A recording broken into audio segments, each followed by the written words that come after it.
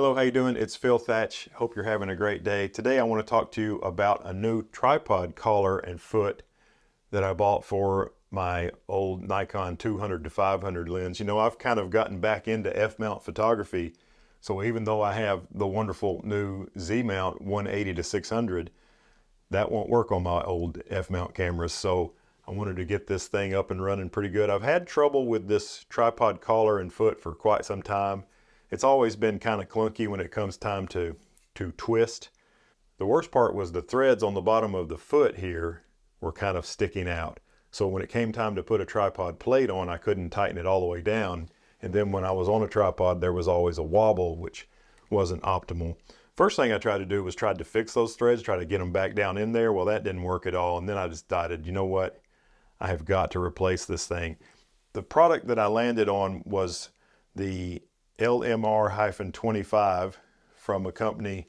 They're spelled Haoge, and they have a kind of cool logo where the G is made into like a camera.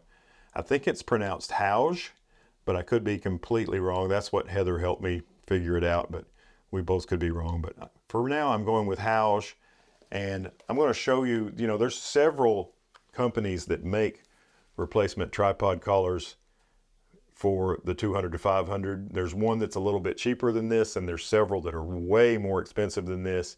And let me show you how I ended up on this particular product. So I just went to Google and typed in Nikon 200 to 500 replacement collar, and several options came up. Here's a used one made by Kirk for $150. Here's one made by a company called iShoot for $59. Ooh, that looks pretty good. Here's a Really Right Stuff replacement collar for $295. That's more money than I want to spend. Here's a new Kirk for $210, where the used one was $150. Here's one by Haoge for $48.99. Oh, wait a minute, that's for the 180 to 600. And here's one by Haoge. I think this is the right one for $64.99. So because this one, the iShoot, it was the cheapest. That's the first one that I looked at. And it doesn't look bad at all. It looks fine. So I read a lot of the ratings, and although its overall rating is 4 stars, a lot of the ratings just weren't very good. So I decided to keep on searching. Next, I looked at the one I ended up buying, the Haoge LMR-N25, and its ratings were a little better. It got a 4.5, and still it didn't get all great ratings, but its ratings were better, and it was only a little bit more expensive. And just looking at it, it seemed to look a little higher quality. So that's how I ended up picking this one. And you can see I purchased it on April 24th of 2024. So now we can see it installed on the lens, and it looks really fantastic. Fits on there just right. It doesn't even look aftermarket, other than you can see their logo just barely written right here. Color matches well. And when it comes time to loosen it and twist it, it's still got a little bit of clunkiness to it, which the original did, but I think it's actually smoother than the original. And my original, when you tightened it down, it would still be loose because, you know, mine was years old. But one of the things you want is to have a built-in Arca Swiss plate, and this does have that, which is really nice. And also, there's a place where you could put a strap right here.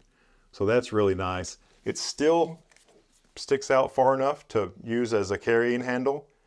It's not, the edges aren't quite as rounded as the original, but that's just part of having an Arca Swiss plate. I'll take that trade, I'll lose some roundness to add an Arca Swiss plate every day of the week. No problem at all. When you first open it up, it does have the Allen screws here and here, which keep it from sliding off, but I don't like those. It came with the Allen key to get those out, and I removed mine. But I'm really excited about rejuvenating my old 200 to 500 lens. This lens, the rest of the lens is in great shape. It's super sharp. It's actually sharper than my Canon 200 to 800. Of course, it's not 800 millimeters. The lens hood's a little clunky on this. I may replace it one day, but the switches, which I have complained are not as nice as an exotic super telephoto lens switches are. They still look good and still work well, so maybe I shouldn't have complained about them in a video that I made several years ago.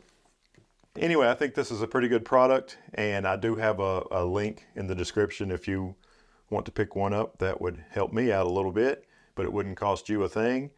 If you like this content, hit the thumbs up button. And if you want to see some more stuff like this, subscribe and hit the notification bell.